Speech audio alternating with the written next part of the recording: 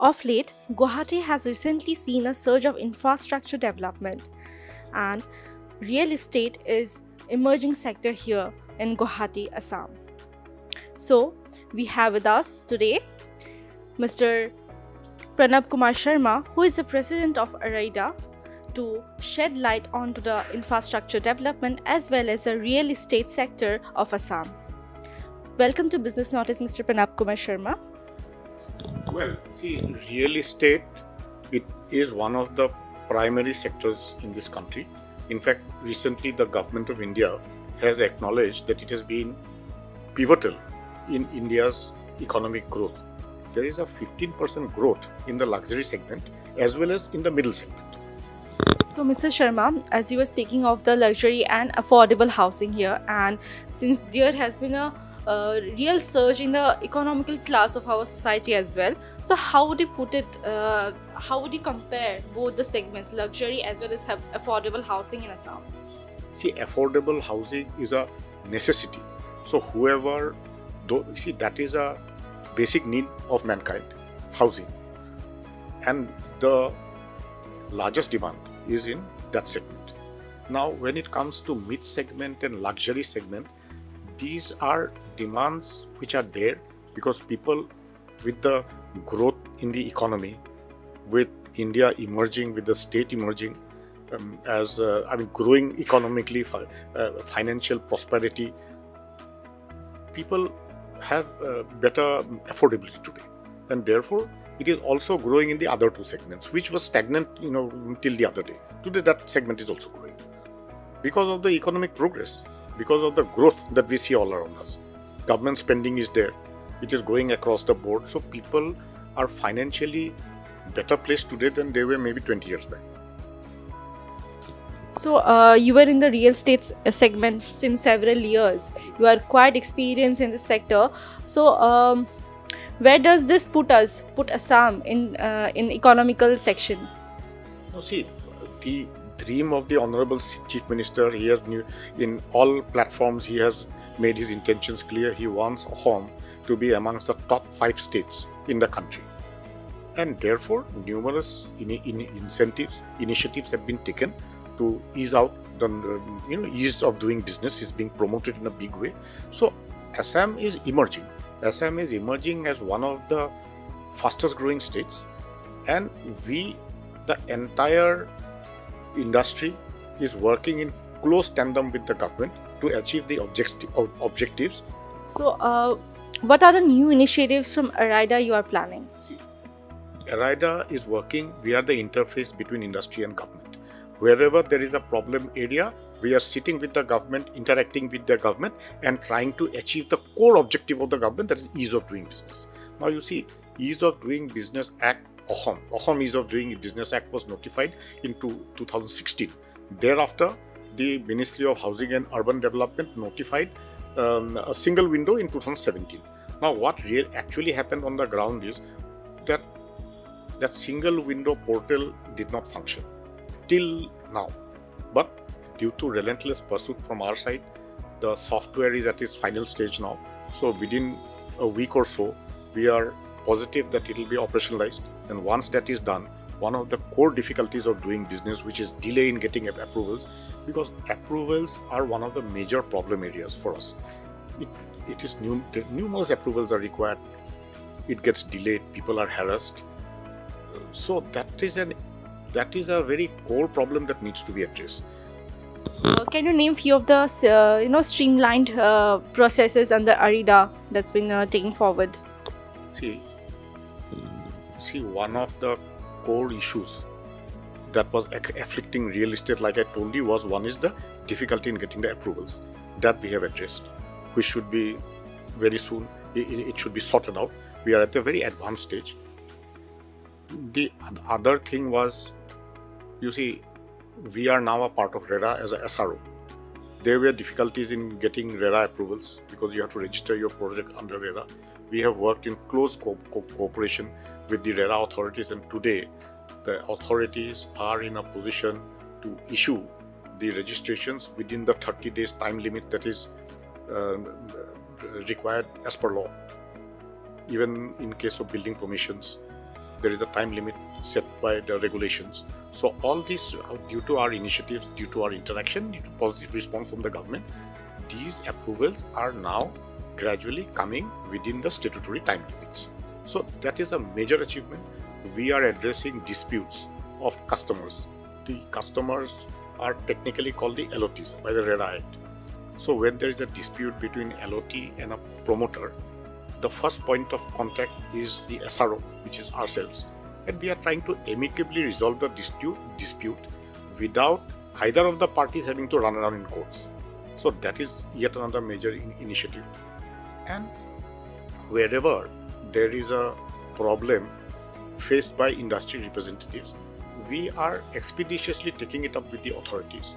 And the authorities are definitely today giving the genuine grievances a lot of importance and resolving those grievances as per the notified and core policy of ease of doing business.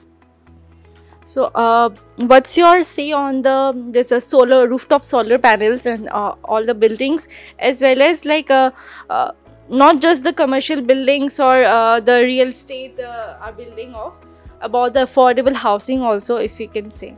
See, the Honorable Prime Minister has launched the Surya Ghar scheme. You must be aware, the Surya Ghar scheme is for everybody. Now, see, when it came to rooftop, the major deterrent was the capital cost. Initial costing used to be high. Now, there is a very significant subsidy being provided by the Government of India, subsidy by the state government, as well as easy loans from banks. So today, it's a paradigm shift in solar rooftop power generation policy. And in the years to come, definitely this is going to take off in a big way with such support policies in place. Along with RERA, like, are there any updated policies or any new initiatives you're planning on to tackle the calamities? We have flash floods here in Guwahati. See, natural calamities, the first calamity that comes to everybody's mind is the earthquakes. Because we being zone 5, whenever there is an earthquake, there is hue and cry in the media. They say that cracks have developed and this and that. Now you see, that is one of the core concerns of industry as well as the scientific community. Now, being zone 5, how do we deal with this issue? Now, I am happy to educate the public that a very robust techno-legal regime has been in place in Guwahati for decades now. Okay, it has improved over the years, but it was always there. See, there are the BIS codes. Okay, now it is mandatory on the part of the promoters or the home builders to follow the BIS codes. Now you see, what happens is that the BIS codes give you the kind of structural design that is required. These are mandated by law. Okay, it's not, we are not at liberty to do what we want to. There are very clear-cut stipulations, and these have to be followed. Now, what happens in a structural design, basically you don't see it with your eyes. The total loads that come on a building during an earthquake, that is mathematically calculated, and the structural members like the beams, the columns and the slabs are given the strength it requires. When the strength is designed, the strength in size, the strength in the concrete, the strength in the reinforcement, and whatever is mandated by the codes to withstand the earthquake. Now, if you notice, after the Bhuj earthquake in 2001, there has been about 65 earthquakes in Guwahati. Okay, and some have been pretty severe because the epicenter has been nearby. And experts across the board have certified that Guwahati buildings have performed very well.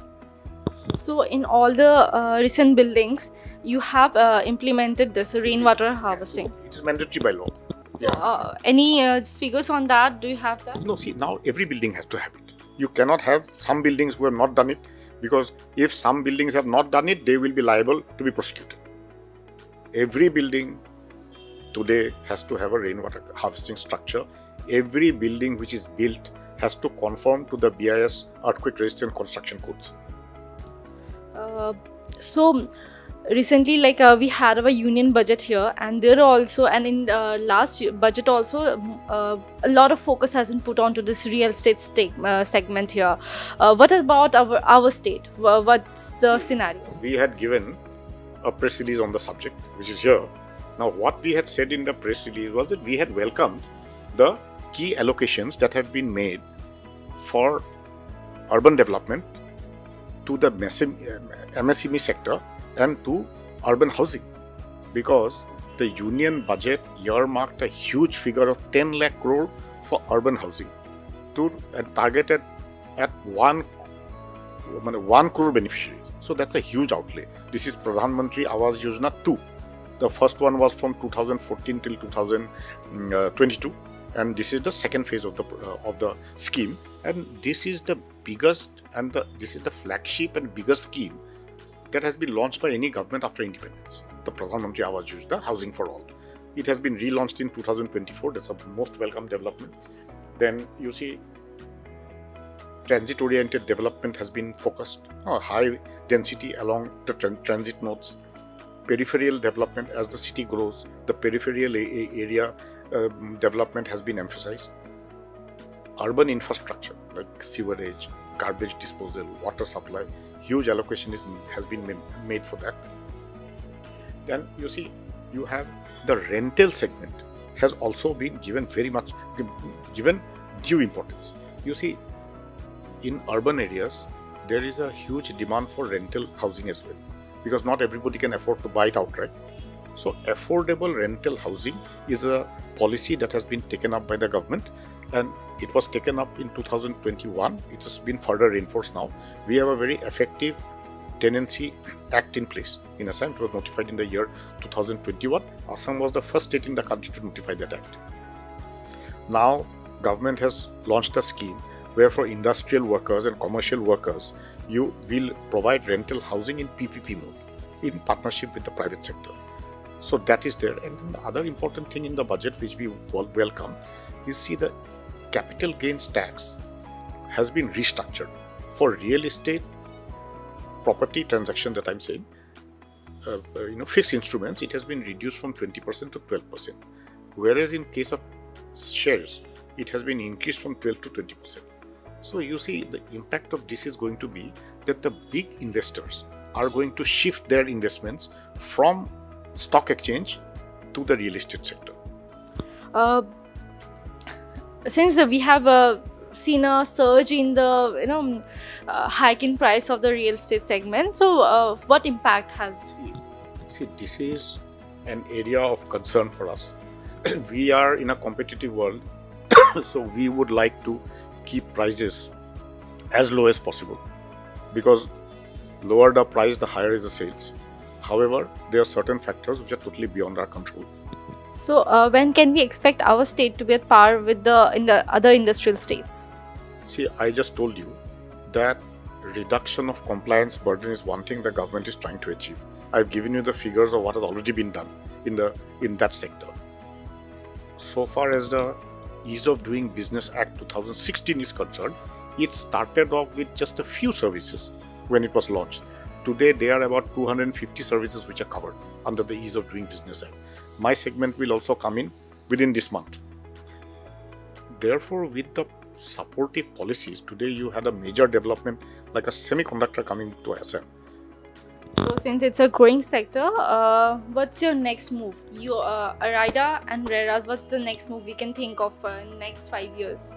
See, so far as easing the burdens are concerned, as far as achieving ease of doing business is concerned, for us it's an everyday affair. We are on the job. We are doing it on a very regular basis. Difficulties of doing business is something that we address. Now, so far as the growing market is concerned, well, we have very positive developments have taken place. Recently, we have launches here where people from the northeast have preferred to buy property in Guwahati rather than in Gurgaon and Noida, or even in Dubai. Today, the Dubai market gives you a golden visa if you buy a property worth 2.5 crores.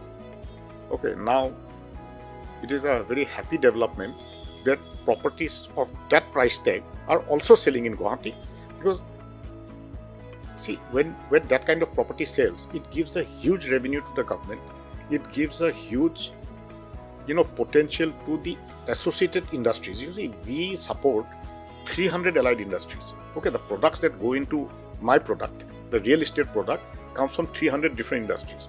So you can imagine the cascading impact it has on overall development of economy. All these industries are supported by real estate, okay, by the construction industry. So when investment takes place in our sector, this entire segment of 300 industries get a boost. So we expect real estate to grow. Policies are supportive. I'll give you very simple examples. State government has last year notified a LAP policy. Now LAP is local area development. The old areas like Fancy Bazaar and Pan Bazaar have been taken into the LAP loop. They want to redo the old buildings. They want to demolish the old buildings. They strive to demolish the old buildings and giving very attractive incentives, redevelop those areas. And the scheme is very innovative. You have arcades. That entire area has been taken up under the LAP scheme. Then government has notified the TDS policy. TDS means transferable development rights. To widen a road, you can surrender your land and you will get a TDR certificate where you can build. You'll get equivalent built area. You can sell it also if you want to. That way, you see, land can be taken for parks. Government is only doing it for water bodies. If there's somebody who by mistake got a settlement and he has a Miyadi Patta plot of land in somewhere near the wetland or inside the wetland, that land can be taken over by the government without paying anything, just giving him a TDR certificate. So government will not be able to purchase the kind of land it needs for support infrastructure development. Therefore, the TDR policy has been notified, excellent policy. Then the TOD policy has been notified. So these are initiatives of the state government which is going to see a paradigm shift in the kind of development that comes in the future. So here I would like to conclude today's conversation, Mr. Sharma. It was really a pleasure to discuss with you about our emerging sector of Assam, that is real estate segment. That's a really insightful conversation with us. So thank you for joining today. Thank you, Mr. Sharma.